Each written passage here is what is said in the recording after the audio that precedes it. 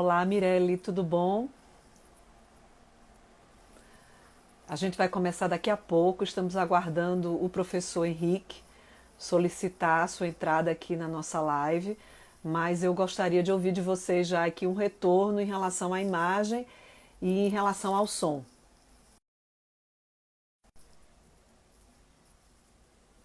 Tá tudo certo? Som, imagem? Só para a gente confirmar, aguardando a entrada do professor Henrique Rabelo. Obrigada, Mirelle. Ótimo, Bruna. Obrigada pelo retorno. Professor Glauco Salomão já está aqui a postos. Obrigada, gente. Guardando então só a solicitação do professor Henrique para que a gente possa começar aqui a nossa entrevista. Professor Glauco já cumprimentando todos os seus alunos e alunas, seus amigos e amigas. Espero que esteja me cumprimentando também, né, Glauco? Beijo grande, meu amigo.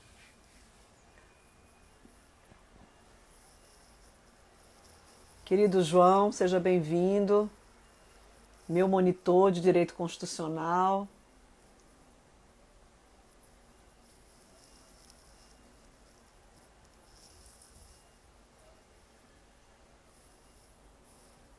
Deixa eu só ver aqui se o professor Henrique. Pronto, Henrique já entrou. Deixa eu só solicitar aqui.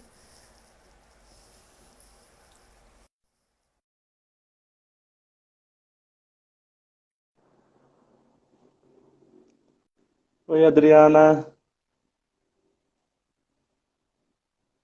Consegue me ouvir?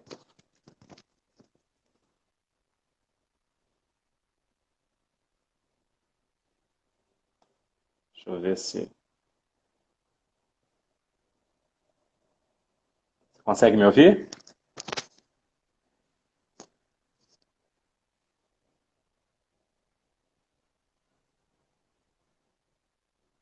Não dá para ouvir.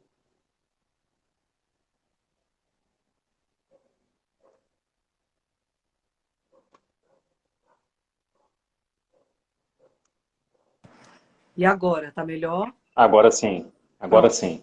então a gente vai ficar sem o fone e depois eu recoloco. Às vezes dá esse problema, mas nada pode, nenhum problema técnico pode atrapalhar hoje o nosso encontro, viu, Henrique? Com certeza. Querido, antes de mais nada, gratidão enorme por você ter aceito aqui o nosso convite desse grupo de pesquisa, que é um grupo que eu tenho muito orgulho, que é o REC, que é o grupo de pesquisa aqui, Recife Estudos Constitucionais, do qual eu faço parte. E já que agradecer aos meus colegas dessa jornada, né, que iniciaram esse projeto lá atrás, o professor Marcelo Labanca, o professor João Paulo e também o professor Glauco Salomão, o professor Helder, que aqui também está e que muito nos honra também aqui com a sua audiência. E esse é um projeto muito pernambucano, não é? O nome já diz, Recife Estudos Constitucionais, e que reuniu no início, Henrique, um conjunto aí de professores da Universidade Católica de Pernambuco, da qual eu faço parte com muito orgulho há 25 anos, lecionando a disciplina de Direito Constitucional.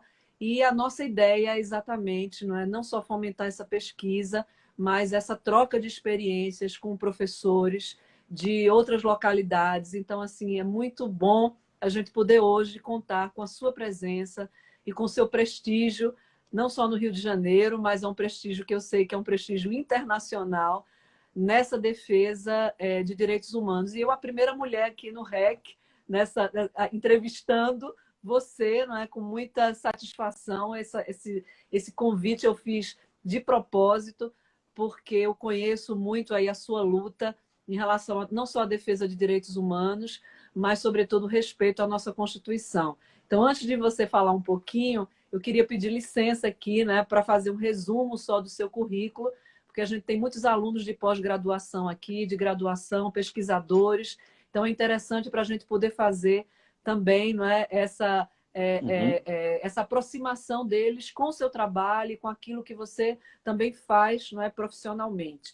Então, Henrique Rabelo de Carvalho é professor substituto do Instituto de Relações Internacionais e Defesa, da UFRJ, do Núcleo de Estudos em Políticas Públicas em Direitos Humanos e do curso também de formação de professores Ser Igual, Ser Diferente, também da UFRJ. Membro do Conselho Estadual LGBT, professor da Escola de Magistratura, pesquisador do Grupo de Estudos Direitos Humanos e Justiça, também do Núcleo de Estudos de Tribunais Internacionais da USP e do Centro Internacional de Direitos Humanos de São Paulo. Henrique é meu amigo e é também membro, com muito orgulho, da comissão que eu sou vice-presidente, que é a Comissão Especial Nacional de Diversidade Sexual e de Gênero.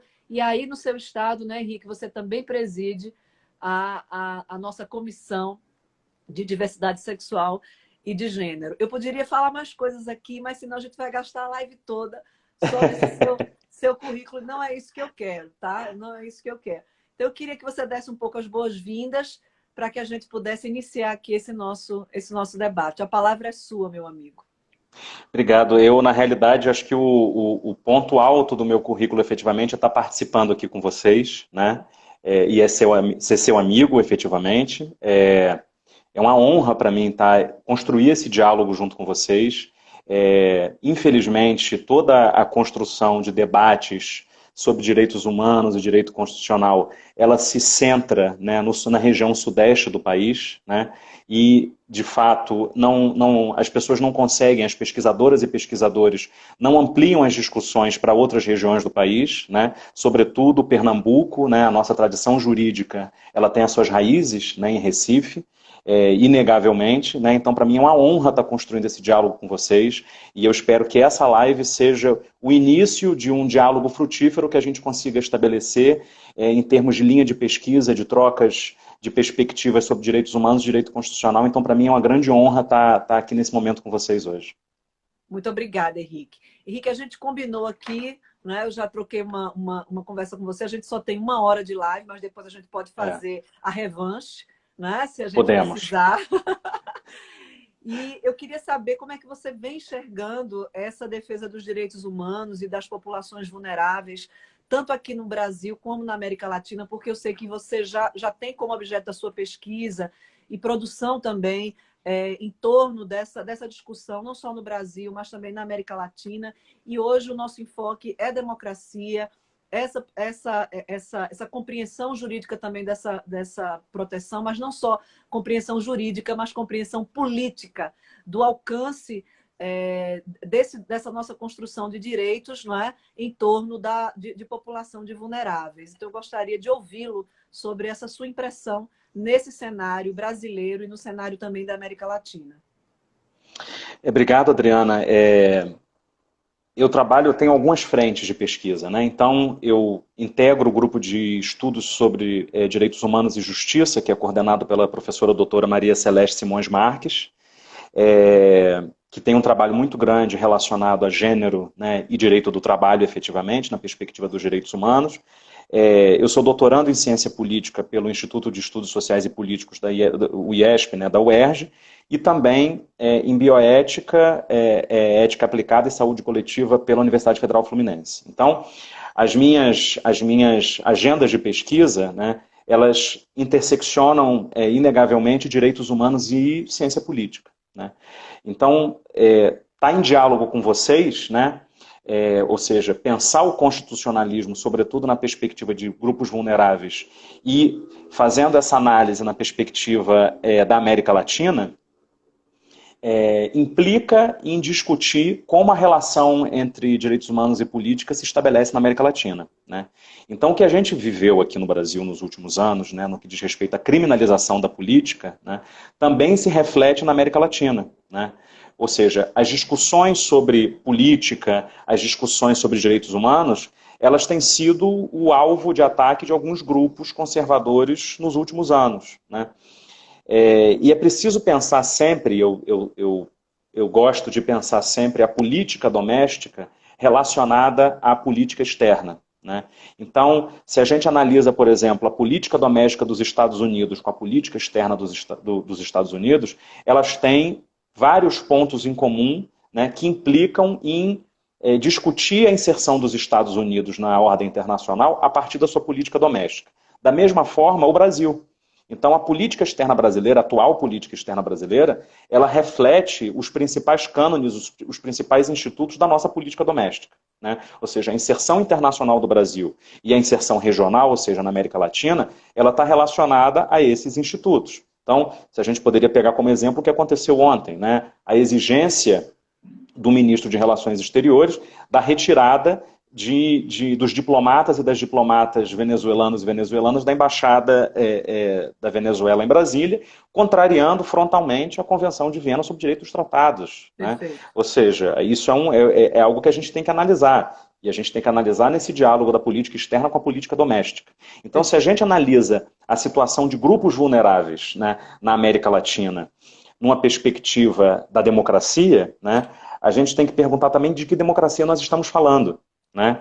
Quais são os diálogos institucionais que são construídos em cada país. Então, se a gente pensa sobre esse tema na perspectiva do constitucionalismo, né, nós temos várias análises para serem feitas. O que eu proponho é que a gente analise uma perspectiva internacional tendo como eixo a Organização dos Estados Americanos, né? Então, existe uma pesquisa que foi feita no Rio de Janeiro, na Fundação Getúlio Vargas, há alguns anos atrás, há pelo menos uns 10 anos atrás, em que se verificou que as juízas e juízes desconheciam em quase sua totalidade, era um número que variava entre 70% e 80%, desconhecia o que era o Sistema Interamericano de Direitos Humanos, desconhecia o papel da Comissão Interamericana de Direitos Humanos, desconhecia o papel da Corte Interamericana de Direitos Humanos, né?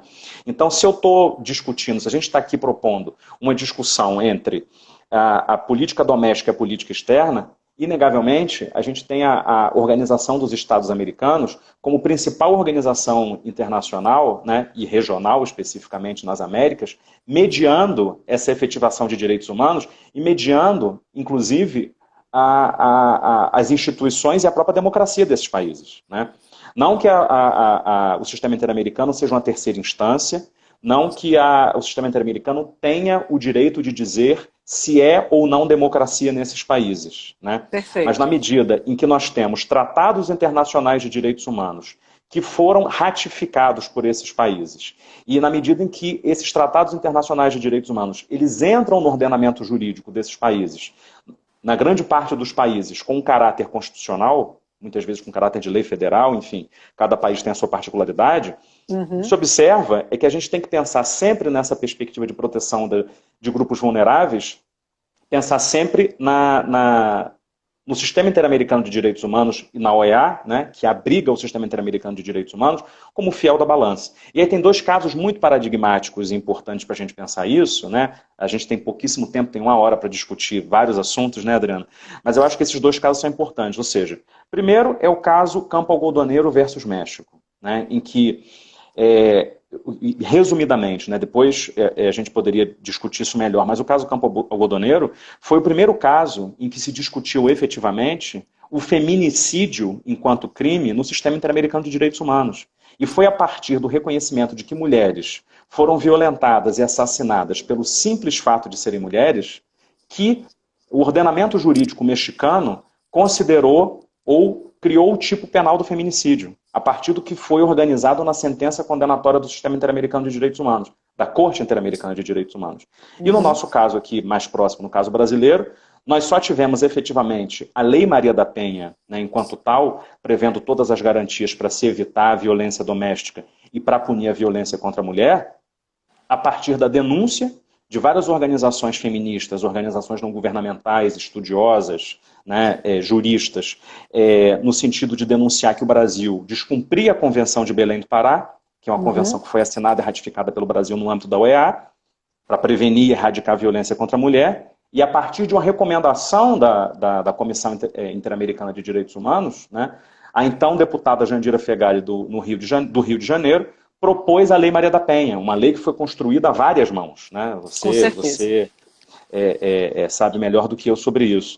E justamente a partir disso, né, que o Brasil, de fato, editou essa Lei Maria da Penha. Ou seja, veja, nesses dois casos, a influência de uma organização internacional do sistema interamericano na ordem jurídica dos países, né, e no respeito à ordem constitucional desses países, né? Então, se a gente vai trazer isso um pouco mais para outras discussões, né, o que a gente percebe, assim, analisando de forma talvez um pouco grosseira, né, no que diz respeito à efetivação de direitos relacionados a populações vulneráveis na América Latina?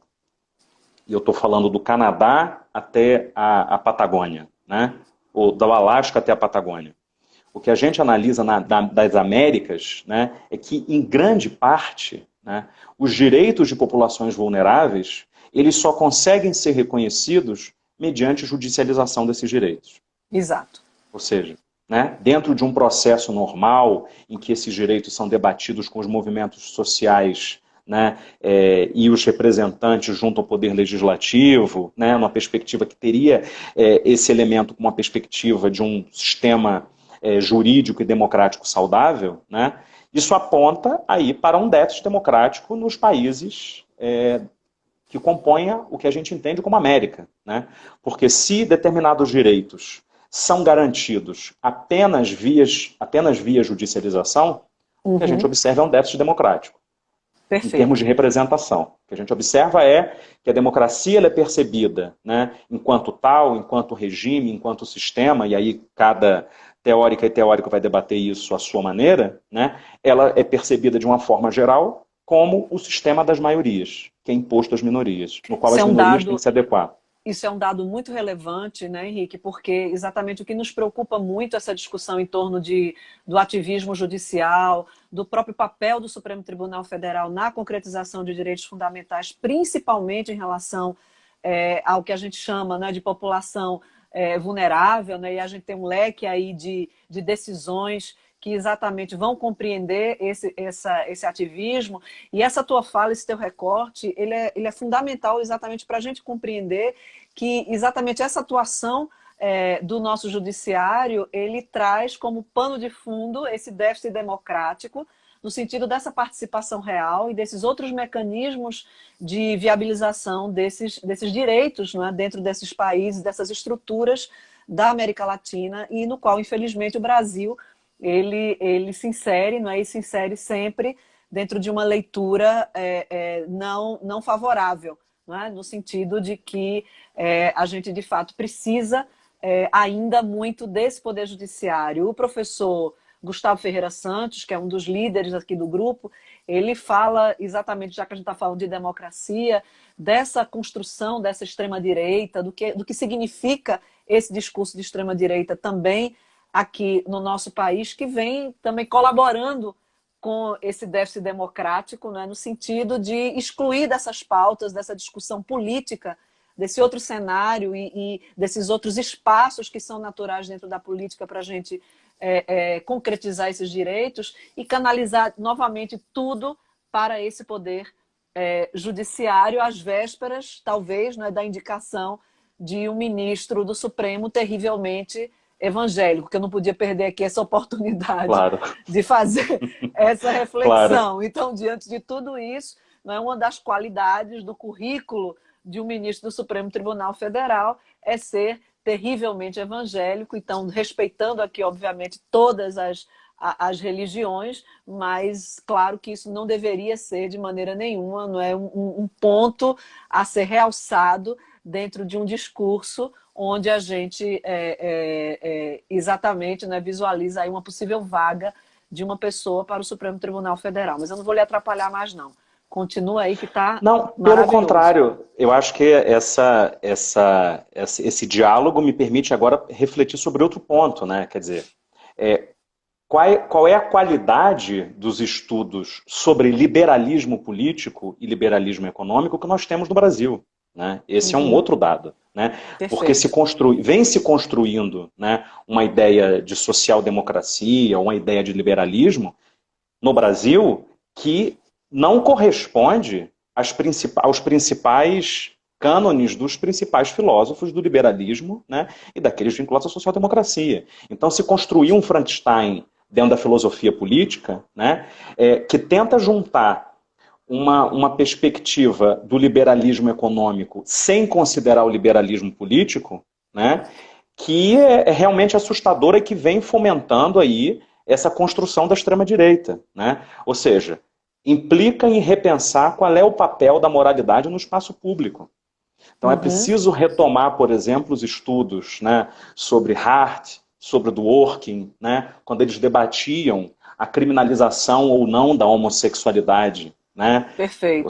Ou seja, debater qual é o papel, né, das instituições do Estado no que diz respeito a determinados direitos individuais, pensar os direitos individuais e os direitos humanos, né, nessa perspectiva dos direitos individuais e pensar de fato qual é o papel das opiniões individuais no espaço público, né? Ou seja, Uhum. é resguardada numa sociedade, num Estado democrático de direito, né, o livre exercício do pensamento e das crenças individuais, ao mesmo tempo em que deve ser resguardado o direito à livre orientação sexual e à identidade de gênero. Né? Agora, no Perfeito. que diz respeito a determinados valores individuais que venham a limitar os direitos de outros grupos, né, é aí que entra o direito constitucional, é aí que entra a filosofia política. Né? Porque aí a gente, mais uma vez, tem aquela discussão de que a perspectiva democrática não é a prevalência da maioria em que as minorias tenham seus direitos resguardados, mas é a prevalência dos direitos da maioria. Isso não é democracia, isso é fascismo. Né? Isso é Perfeito. fascismo. Foi exatamente a fala do professor Marcelo Labanca, que já na nossa. Ele colocou e lembrou exatamente isso, essa ideia equivocada, né, de que a democracia significa esse direito da maioria. Perfeito, Henrique. E é exatamente isso.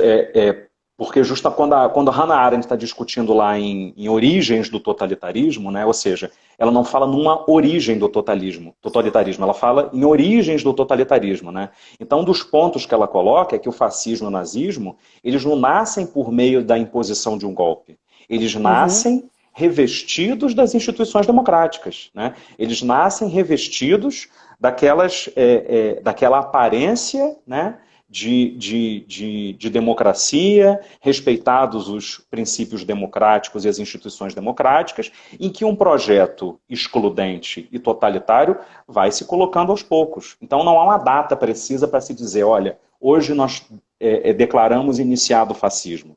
O fascismo não começou com a marcha sobre Roma. Né? Ele Uhum. começou muito antes. Né? O nazismo não começou a partir da prisão dos judeus, dos homossexuais, dos ciganos, dos dissidentes políticos, dos padres, né? Das testemunhas de Jeová. Nem começou a partir da invasão da Polônia. Ele começou muito antes. Não existe um momento em que esses projetos totalitários, né, e violadores de direitos humanos se colocam. Por isso que é preciso aí mantermos a vigilância numa perspectiva democrática sobre as instituições, ou seja, as instituições elas vão ser acionadas o tempo inteiro para a garantia desses direitos individuais e para a garantia da própria democracia, né, Adriano? Perfeito, perfeito, Henrique.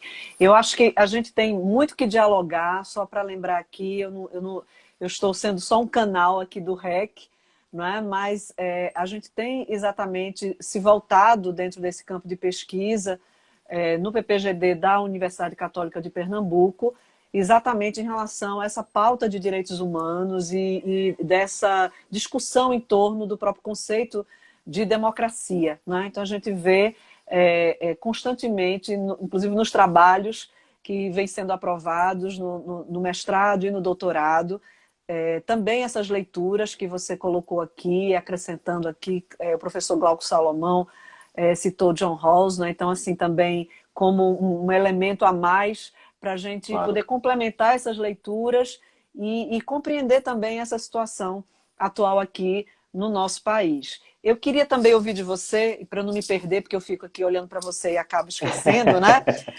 Como é que a gente pode, então, Henrique, dentro desse cenário, que não é um cenário muito promissor, não é? A partir desse seu recorte, dessa sua análise, como é que a gente pode visualizar, então, novas estratégias ou que a gente possa se manter, talvez, nas mesmas estratégias para que, a partir desse crescimento, dessa direita extremista, né, dessa pauta de negação de direitos, de exclusão e de equívocos também com esses parâmetros argumentativos entre liberalismo e econômico. Eu sou liberal na economia, mas eu sou conservador né, na pauta de direitos. Então, esse discurso é bastante estranho, mas que a gente escuta com uma certa frequência, infelizmente. Como é que você visualiza, então, essas novas estratégias, até pela sua experiência como advogado, como membro da OAB também, né? E essa sua realidade também aí no Rio de Janeiro, para a gente fazer esse olhar para o futuro, talvez, no que diz respeito a esse sistema de proteção dos direitos humanos aqui no Brasil e, sobretudo, da população, daqueles que estão nessa situação de vulnerabilidade. Eu acho que a gente tem um grande desafio, né? Você enquanto professora, eu enquanto professor, as professoras e professoras que estão aqui presentes, as alunas e os alunos que estão por aqui, as pessoas, as cidadãs, todos e todas que estão aqui, a gente tem uma tarefa muito, muito árdua, né? Mas é uma tarefa quase existencial, né? Eu, por exemplo, outro dia vi, numa postagem dessa de redes sociais, né, eu citando Norberto Bobbio, né, ou seja, o expoente do liberalismo, Norberto Bobbio foi chamado de comunista. Então, é muito difícil dialogar com alguém que diz que Norberto Bobbio está justificando, por exemplo, o regime na União Soviética, porque foi isso, não sou eu que estou dizendo. No resumo, escreveram, né? lá. Escreveram que ele estava... Norberto Bobbio estava junto com Stalin, com Lenin. Então, assim, é difícil porque é um trabalho quase de rediscutir história das ideias políticas, né? Filosofia volume 1, discutir filosofia política, direito constitucional. Então, é um cenário que, efetivamente, o avanço da extrema-direita está ligado, essencialmente, à negação da própria ciência. Né? Uhum. Não tem jeito, a negação da própria ciência. Né? Os cortes nas bolsas para pós-graduação, os cortes nas bolsas de PIBIC, de iniciação científica, a desvalorização do conhecimento científico. Né? Isso não acontece somente agora no Brasil, mas aconteceu historicamente. Né? É preciso pensar também quais são as promessas não cumpridas da nova república, se é que houve nova república, né? Se é que houve esse suspiro, né, de democracia, ou se efetivamente, se a gente analisa a história constitucional brasileira, o que a gente tem são espasmos de democracia entre golpes, né? Entre tomadas de poder de forma abrupta e violenta, né? É preciso pensar nas revoltas e revoluções populares que aconteceram no Brasil e que não são discutidas, né, na academia, não são discutidas nas escolas, né? O próprio papel dos movimentos sociais. Pensar em constitucionalismo significa também pensar nos movimentos sociais. Se a gente analisa, por exemplo, a luta do movimento negro, do movimento das mulheres, mas em particular do movimento LGBT, né, LGBTI+, o que a gente observa é que desde 1985, não estou nem falando de 88, mas desde 1985, existia uma luta, né, para o reconhecimento da violência contra as pessoas LGBTI+. Uhum. Essa luta ela foi se consubstanciar ali na Assembleia Nacional Constituinte, né, nas audiências públicas que serviram de subsídio para a Assembleia Nacional Constituinte, para a elaboração da nossa Carta Constitucional de 1988. Houve uma discussão a partir da provocação do João Mascarenhas, do grupo Triângulo Rosa do Rio de Janeiro, para a inclusão, né, da discriminação por orientação sexual. Isso foi vetado, né? Isso já na nossa Constituição de 1988. Uhum. E veja como é que a situação é interessante. Né? Um dos que votaram para a inclusão, né, da discriminação por orientação sexual foi José Maria Imael, que era candidato à presidência da República pelo Partido Cristão, ou Democrata Cristão, qualquer coisa assim. Né? Então veja como é que esse debate, à época, ele contou, efetivamente, ao meu ver, com a perspectiva liberal. Ou seja, eu resguardo as minhas perspectivas individuais, mas reconheço que é um grupo que merece proteção. Então, reconheço lá atrás, né, Henrique, era possível, né, você fazer esse debate a partir dessas bases. Né, por um lado, Adriana, agora já havia grupos religiosos se colocando contra. Uhum. Já havia grupos orientados por uma perspectiva mais conservadora, e é preciso que a gente discuta isso também. Então a gente não pode dizer que os evangélicos, que os católicos são contra. Há grupos fundamentalistas, dentre neopentecostais e católicas e católicos, que se colocam contra a efetivação de direitos das pessoas LGBTI+, né? Ou Perfeito. seja, desde 1985, nós não tivemos uma única lei aprovada que reconhecesse direitos da população LGBTI+. Nós não tivemos uma única lei aprovada, né? Nós tivemos vários projetos de lei apresentados por várias deputadas e vários deputados de diversos partidos, né? Em grande parte de partidos da centro-esquerda e da esquerda, mas que projetos que nunca foram aprovados. Então a saída, historicamente, foi a judicialização desses direitos, né? Isso aconteceu com reconhecimento entre união estável entre pessoas do mesmo sexo em 2011, depois lá em 2018, com reconhecimento da identidade das pessoas travestis e transexuais, com a possibilidade de retificação de nome, sexo, gênero, sem a necessidade de realização de cirurgia. Ainda está pendente de julgamento aí a questão da uso de banheiros por pessoas travestis e transexuais, doação de sangue, né, por pessoas LGBTI+, né? A gente teve agora uma vitória que foi a ação de descumprimento de preceito fundamental relacionada à aprovação do que se chama de lei de ideologia de gênero, né, que invadiu, de acordo com a decisão do ministro Alexandre de Moraes, competência, né, exclusiva, né, da Constituição Federal no que diz respeito, né, e do Poder Executivo no que diz respeito à elaboração dos parâmetros curriculares nacionais, da Lei de Diretrizes e Bases, ou seja, e, por outro lado, né, houve a suspensão de outra lei agora em Londrina, no Paraná, por outra, a DPF, as duas são a primeira 457 que eu citei, e agora é 600, né? E o ministro Luiz Roberto Barroso argumentou o seguinte, olha, não discutir, né, a questão de gênero é não discutir a origem da discriminação, né? Perfeito. Porque efetivamente é na escola que se constroem os estereótipos de gênero, né? Os papéis de gênero, né? É aí que se constrói, por exemplo, a misoginia, é aí que se constrói o racismo, é aí que se constrói a LGBTfobia, né? No que diz respeito à diversidade étnico-racial brasileira, nós tivemos a aprovação de uma lei específica que permitia, fazia com que as escolas, né, ensinassem, né, história da África, né, e relações étnico-raciais. Se a gente for analisar como isso é implementado no nosso sistema de ensino, existe uma deficiência muito grande. Existe uma deficiência muito grande, né? Então, a defesa, né, o que eu vislumbro nos próximos anos, inevitavelmente, é a necessidade constante de judicialização nacional e internacional. Porque o que a gente tem que construir também, né? É preciso que a gente realize também um estudo, e esses estudos ainda são muito incipientes, no que diz respeito ao diálogo, né, entre as cortes internacionais.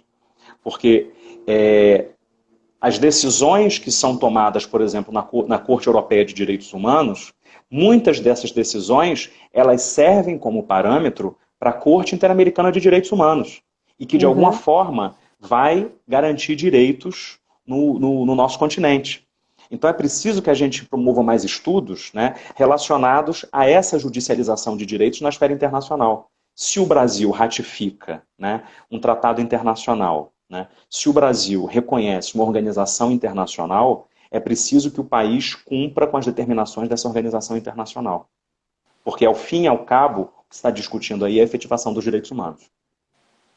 Henrique, a gente tem tido uma batalha muito forte, você como membro também da Comissão Nacional, você sabe, né, em relação à preservação de direitos e também como é que esse Supremo Tribunal Federal ele pode se desenhar também daqui para frente, né? Então, a nossa preocupação inicial com a questão da democracia e com toda essa formação da corte máxima dentro do judiciário brasileiro, que é o nosso Supremo Tribunal Federal. Mas há, claro, também, por outro lado, esse debate, que é um debate sério, que é um debate que tem tomado conta não só da academia, mas também é um debate político, não é?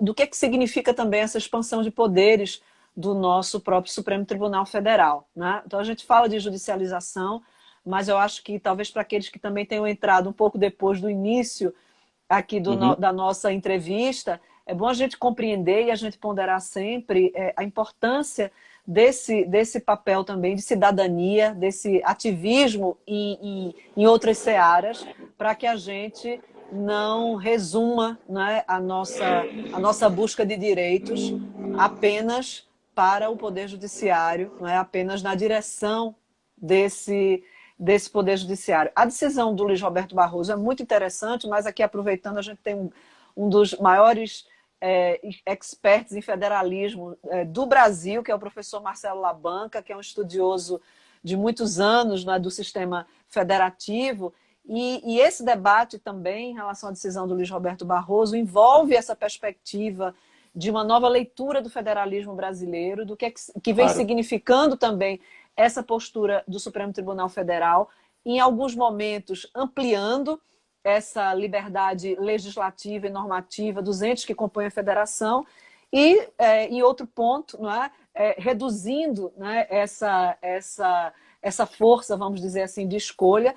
E esse debate do escola sem partido, ou da ideologia de gênero, que ganhou, né, esse campo bastante importante e interessante do ponto de vista de construção de razão de decidir do Supremo Tribunal Federal, né, é um ponto aqui que a gente pode exatamente puxar, né, e entender nessas duas perspectivas, né? Então, o poder... Marcelo já está aqui me aplaudindo. Obrigada, Marcelo Labanca. Porque exatamente a gente precisa compreender essa dinâmica de talvez uma perspectiva de um novo sistema federativo e aonde se encaixaria essa proteção dos vulneráveis. No encontro que nós tivemos, né, Marcelo, aqui sobre sistema federativo, eu levantei exatamente essa questão com professores estrangeiros, norte-americanos, porque se por um lado a gente defende um aumento dessa autonomia legislativa no âmbito dos entes que compõem a federação, por outro lado, a gente não pode esquecer que, infelizmente, no Brasil, nós dependemos muito desse judiciário central, sobretudo do Supremo Tribunal Federal, para garantir e efetivar direitos fundamentais relacionados a essa população vulnerável, onde a gente insere aqui não só a população LGBTI mais, né, que mais, mas também você tem um trabalho maravilhoso. Eu tive a oportunidade de lhe ouvir, queridíssimo Henrique, sobre os refugiados, sobre a situação, por exemplo, de um outro recorte importante. A Universidade Católica vem prestando, inclusive, né, uma assistência, não só do ponto de vista humanitário, mas também de fomentar essa pesquisa em relação a essa situação dos refugiados, não só em relação aos venezuelanos, mas de uma maneira geral. E como é que seria essa construção também dentro dessa ideia de federação, com essa possibilidade, entre aspas, não é, de uma maior participação normativa ou de escolha desses entes, que retirasse dessa esfera da União essa discussão. Né? Então, aqui acho que é interessante. Labanca está lembrando que a gente já discutiu isso numa penúltima live com o querido Helder, mas aqui a gente está fazendo o nosso recorte feminista, nosso recorte de gênero, e você, como esse homem gay maravilhoso, que eu amo e adoro, que é minha paixão, e que tem, né, exatamente também esse compromisso, né, Henrique, da gente levar para a academia esse debate plural e ampliar, sobretudo dentro dos nossos locais de fala também. Eu queria te escutar um pouquinho. Com certeza. Eu acho que esse debate é o debate do momento. É o debate, efetivamente, né? Porque se por um lado, quer dizer, não adianta a gente ficar discutindo qual é o papel do Supremo Tribunal Federal, que comparativamente com a Suprema Corte Americana, as ministras e os ministros não deveriam dar entrevista, não deveriam se posicionar da forma como se posiciona, parará. São várias discussões, né? Que eles, ao fim e ao cabo, ficam lá responsáveis por resguardar os direitos fundamentais. Agora, tem outra discussão, que eu acho que é a discussão mais importante, que está relacionada à qualidade da democracia, né, e qualidade dos entes federativos, que é a discussão sobre política, efetivamente. Qualidade de política, qualidade de discussões políticas, qualidade de formação das pessoas que estão no legislativo, né, que estão no executivo, né, preciso discutir isso, né, quais são os interesses que estão organizados aí, né, e aí nesse ponto efetivamente a gente tem que discutir a preponderância da ordem econômica, de questões econômicas, da forma como o capitalismo se organiza no Brasil, né, essa é uma discussão que muitas vezes ela fica relacionada, ela é uma discussão que não surge no direito constitucional, ela fica mais na área da filosofia, da história, da geografia, da ciência política, das ciências sociais como um todo, mas é uma discussão que a gente tem que discutir efetivamente para pensar o federalismo, né? Ou seja, qual é a qualidade da política que está se construindo, né? Quais são a gente vê vários movimentos que vão surgindo aí, né? Capitaneados por grupos sociais, grupos econômicos que vão discutir a formação de políticos, vão discutir a formação de lideranças políticas, né? E, efetivamente, a gente precisa pensar de que forma as lideranças políticas estão se construindo no Brasil, né? Qual é o diálogo dessas lideranças políticas com os anseios da sociedade, né? Qual é o diálogo dessas lideranças políticas com grupos vulneráveis, né? Com a questão, por exemplo, de orçamento participativo, com a questão de renda básica da cidadania, as discussões que a gente tem agora sobre renda básica de cidadania e orçamento participativo, essas discussões têm 30, 40 anos, né? Pois é. E elas surgem em alguns estados com mais discussão, em outros com menos discussão, pensar o plano diretor das cidades, né? Ou seja, o que eu acho é que se a gente vai pensar, de fato, o que é o federalismo no Brasil e como ele se organiza, a gente parte inexoravelmente da necessidade de discutir a qualidade da formação política daquelas pessoas que estão no legislativo e no executivo. Ou seja, a qualidade de representação que nós temos, a qualidade de percepção dessas lideranças e desses grupos sobre a própria Constituição brasileira, a importância da Constituição brasileira, né? Se a gente vai analisar, por exemplo, do governo Collor de Mello até o governo Temer, né? Do governo Collor até o governo Temer. Então nós temos o governo Collor, Itamar, duas administrações Fernando Henrique Cardoso, duas administrações Luiz Inácio Lula da Silva e uma administração e meia Dilma Rousseff. Se a gente analisa a nossa política externa vai ser caracterizada numa perspectiva de constância. Então a gente não teve grandes mudanças, né? Efetivamente o Brasil veio se construindo como um global player, como um grande ator nas relações internacionais, né? Da mesma forma, se a gente for pensar, por exemplo, a composição do Supremo Tribunal Federal, né? Em linhas gerais, né? Então, agora, se a gente pensa nos políticos, se a gente analisa, por exemplo, o DIAP, né? Pelo menos a partir de 2014, nós tivemos um poder legislativo federal extremamente conservador. Ao que se relaciona isso, né? Como é que a gente pode entender, por exemplo, uma pessoa votar num candidato à presidência da República de esquerda e votar em um candidato para o legislativo municipal de extrema-direita? Isso existe, efetivamente. Isso existe, isso existe, né? Isso existe. As pessoas estão lá eleitas, né? Então existe essa muitas vezes, incongruência. No que se constrói essa incongruência, né? Então a gente tem que discutir de que forma a política municipal é percebida e de que forma a política, numa perspectiva estadual e federal, é percebida. São três esferas, né, de percepção sobre valores, sobre ideais, sobre perspectivas, sobre desejos completamente diferentes. Completamente diferente, né? Isso a gente tem que levar em consideração. Se a gente está discutindo federalismo, a gente está discutindo como essa política é percebida pela população. Então a gente tem que inserir os movimentos sociais, as perspectivas dos movimentos sociais da população nessa discussão, né? Perfeito, Henrique. E como essa questão desse recorte de gênero, vamos falar um pouquinho sobre a nossa pauta, né?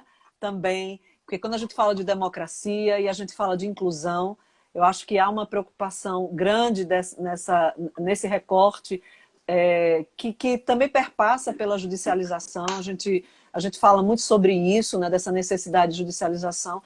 E na academia, a gente já compreende e muito que existe ainda essa dificuldade, né, da gente ter essa amplitude e todos e todas efetivamente representados, que dirá, né, numa compreensão também política, e como você falou, de legislativo, no próprio executivo, para que essas pessoas elas encontrem esse eco de representação, né? Quais são essas dificuldades? Como é que você vê que a gente conseguiria, não só, a gente falou em relação aos movimentos sociais, mas nesse recorte específico, como é que você vê essa possibilidade de avanço? Só por políticas de cotas, só dentro desse contexto que a gente vivencia hoje, ou há outras estratégias e talvez outros mecanismos, né, para que a gente possa acelerar um processo que já é tão desigual e que também com esse discurso extremado, ele tende, lógico, a se arrefecer, né? Então, quando você, com uma forma desrespeitosa, você se refere a essas lutas que são lutas históricas de inclusão, por exemplo, de mulheres em espaços de poder, e aqui eu estou falando de diversas colocações e recortes em uma perspectiva de um feminismo mais amplo, que inclua também aqui o recorte do feminismo negro e de outras questões, né? Num discurso extremado, isso tende a ser ainda mais retraído, né, e retesado para que a gente possa ampliar essa democracia no nosso país. Eu queria que você falasse um pouquinho aí também dessa sua experiência e dessas suas pesquisas, como é que você se sente em relação a isso?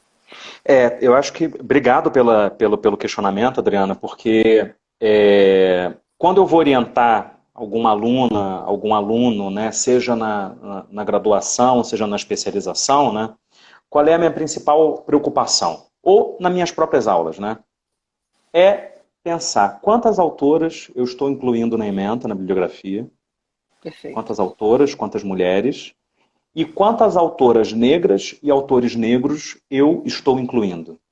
Porque se eu não partir dessa perspectiva, eu vou reproduzir efetivamente, né, um sistema que já é excludente. Né?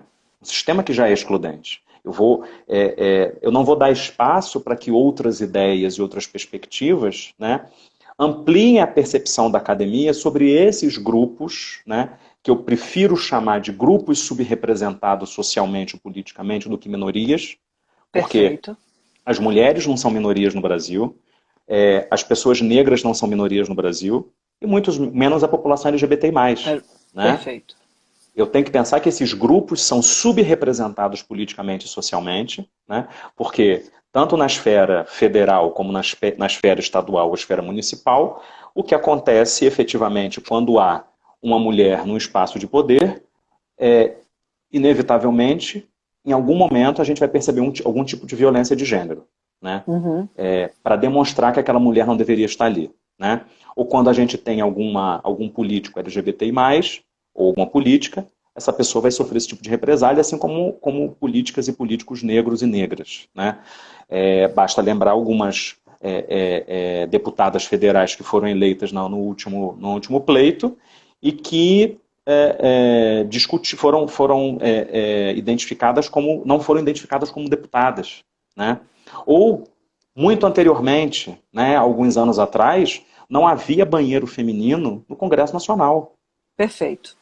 Não havia banheiro feminino. Né? Então, como é que a gente discute isso? Como é que a gente discute isso numa perspectiva institucional? Então, a academia tem um papel fundamental. Então, a gente tem uma tarefa, né, as professoras e professores, mas não somente a gente, as alunas e alunos também, de cobrar a inserção de autoras e autores. De Muito cobrar, bem. por exemplo, a inserção do professor Adilson Moreira, de cobrar a inserção do professor Silvio de Almeida, que estão discutindo racismo estrutural, né, que estão discutindo racismo recreativo, né, que estão discutindo como o nosso próprio sistema jurídico é excludente, né, de incluir, por exemplo, Eleiete Safiotti, que é uma das principais pensadoras sobre feminismo no Brasil, né, de discutir violência de gênero. A violência de gênero, ela acontece, por exemplo, quando mulheres deixam de ser convidadas para bancas de qualificação, para bancas de doutorado e mestrado. Quantas bancas de mestrado e doutorado são formadas exclusivamente por homens? Quantas pessoas negras estão na docência? Quantas mulheres negras estão na docência? Quantas alunas e alunos negros nós temos na sala de aula? Então é preciso, essa perspectiva da vulnerabilidade inevitavelmente, assim como aquela discussão que eu propus alguns minutos atrás sobre a participação dos movimentos sociais e da população, né, na perspectiva do tipo de que tipo de democracia e federalismo queremos, né, e isso passa pela discussão da política, tanto isso como a questão das populações vulneráveis, né, no nosso país como um tema, elas passam efetivamente pela educação, pela discussão sobre educação. A gente volta nessa discussão sobre educação. A gente volta nessa discussão da educação enquanto direito constitucional, da educação enquanto direito humano, né? E não apenas, né, discutir, né,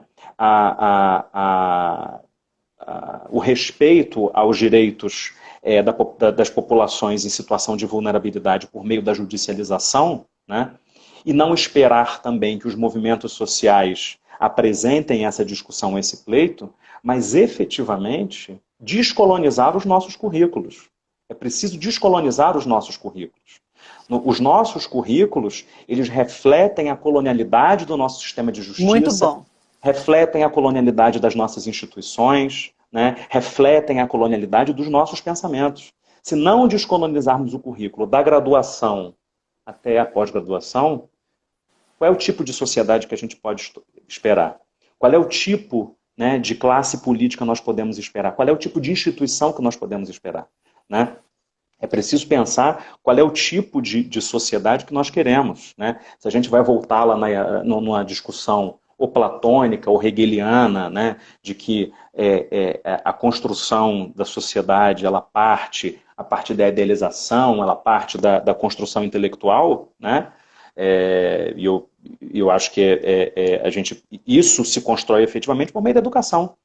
Se constrói por meio da educação. Então é preciso descolonizar os currículos. Né? E isso já não se constitui mais como uma alternativa. Se constitui, constitui como uma condição sine qua non para que a gente possa evoluir enquanto civilização. Né?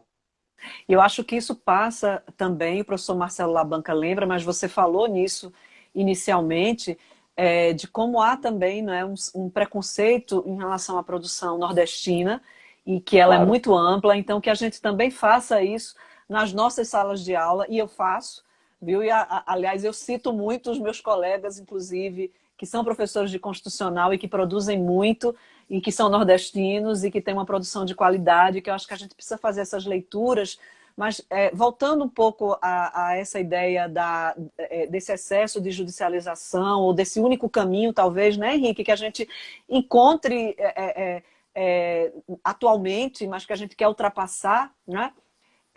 A mim me preocupa especialmente também a falta de leitura dessa pesquisa que é tão rica no Brasil, em relação também, inclusive, a todos esses recortes dos nossos próprios tribunais. Então, você iniciou a sua fala, uma fala muito poderosa, dizendo exatamente do desconhecimento desse judiciário em relação às decisões dessas cortes internacionais sobre direitos humanos, mas a gente também precisa pensar, né, que não dá também para a gente tolerar, dentro de todo esse incentivo que nós tivemos na produção de conhecimento, que esse judiciário ele continue se retroalimentando exclusivamente dos seus próprios fundamentos acadêmicos. Né? E o Supremo Tribunal Federal vem sendo, infelizmente, um exemplo disso. Acho que a gente já passou da fase germanista, da leitura dos autores alemães, então todo mundo citava no Supremo Tribunal Federal.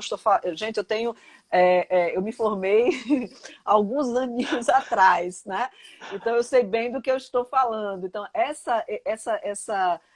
vamos dizer assim, essa evolução de que a gente começou a fazer realmente citação de autores brasileiros, acho que isso já foi um ganho, mas a gente não consegue ainda vislumbrar também essa leitura desse nosso judiciário de mulheres, muito menos de mulheres, certo? De citação aí dessas obras geradas, né, no meio acadêmico e produção de qualidade, de autores negros e autores negras também, né? E esse recorte eu acho que eu acho que na pauta nossa, que é uma pauta muito cara, nossa querida Raquel, a presidente da Comissão Nacional, está nos assistindo. Um grande abraço e um grande beijo para ela. Um beijo.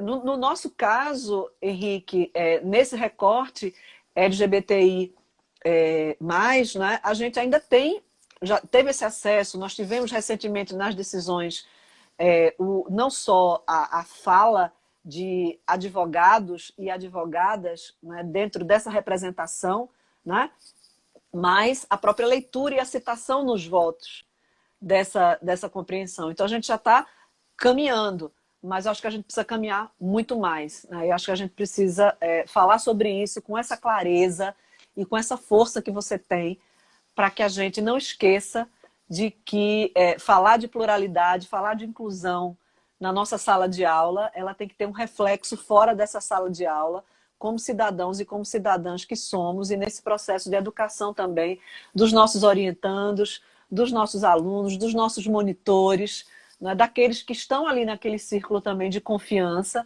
e com leituras, com cientificidade e com essa Claro. abordagem constitucional e democrática que a gente faz, ouvindo sempre o outro, mas também usando argumentos científicos que abalizem aquela fala contrária à nossa, e não no achismo ou naquela construção translocada que você nos deu aqui o exemplo sobre Norberto Bobbio, o novo comunista das redes sociais, né? Então, acho que é Exatamente. mais ou menos por aí. Não, e eu acho, Adriana, e eu me permito complementar depois da sua perspectiva, né? Eu acho que é uma excelente lembrança a gente ter, por exemplo, ministras e ministros citando Judith Butler nos seus votos. É fundamental, Perfeito. né? E tem outro compromisso que a gente tem que ter também, que é nós temos que nos subjetivar enquanto juristas latino-americanas e latino-americanos. Porque nós enquanto brasileiras e brasileiros, nós não nos entendemos como integrantes da América Latina. O fato da nossa língua não ser o espanhol, né, ela impede que a gente construa um diálogo constitucional, que os outros países estão à frente de nós há muito tempo, um diálogo entre cortes constitucionais riquíssimo, no sentido de garantir direitos a partir desse diálogo intercortes, né, constitucionais, e que a gente está muito atrás. Então a gente, mais uma vez, né, a gente se volta para a Europa e se volta para os Estados Unidos, mas não se volta para as discussões do nosso continente, dos nossos vizinhos, das nossas vizinhas, né? É preciso discutir o direito constitucional sobre a perspectiva latino-americana, porque certamente as instituições que vão se construindo na América Latina, elas têm muito mais a ver com as nossas questões do que vem sendo discutido na Corte Suprema Alemã, né? Do que vem sendo discutido na Corte Constitucional Alemã, na Corte Suprema dos Estados Unidos, né? Ou seja, esse exercício a gente tem que fazer também, né? E a gente tem que vencer essa barreira da língua, né? É quase que como se a gente esperasse que as pessoas falassem português, né? E a gente tem que romper isso, né? Perfeito, Henrique. Nós temos 2 minutos. Eu Uhum. queria, mais uma vez, né, agradecer aqui de público essa sua participação, que foi valiosíssima, eu acho que também inspiradora para Que os bom. alunos e alunas que estão aqui, né, os nossos colegas de profissão, advogados e advogadas que estão nos assistindo, e que a gente permaneça nessa intenção saudável de continuar esse debate, inclusive entre instituições. Já fica aqui o nosso Claro, convite, com quando certeza. passarmos essa pandemia. A minha solidariedade, Henrique, também aqui é todo o Rio de Janeiro. Eu sei Obrigado, da Adriana. situação que está muito difícil, né? E essa compreensão nossa de que precisamos, de fato, ficar unidos para que a gente consiga ultrapassar essa fase tão inesperada, e que a gravidade também de discurso daqueles que estão no poder hoje, e sobretudo negando essa situação, Claro. infelizmente, ainda vai nos trazer diversas pautas jurídicas posteriores, porque a gente não vê um cenário nada favorável em relação a essa luta de direitos e essa construção desse debate sério em torno de democracia, de judicialização e de populações vulneráveis. Então, a minha gratidão, e um segundo aí para você se despedir, né, e para a gente continuar. Beijo. Eu que agradeço demais, me sinto muito honrado. Obrigado por tudo. Foi uma honra estar com vocês. Você é uma pessoa que eu admiro demais. E eu reforço aqui os seus votos para que a gente continue em contato e continue essa construção interinstitucional. Um beijo bem grande para você e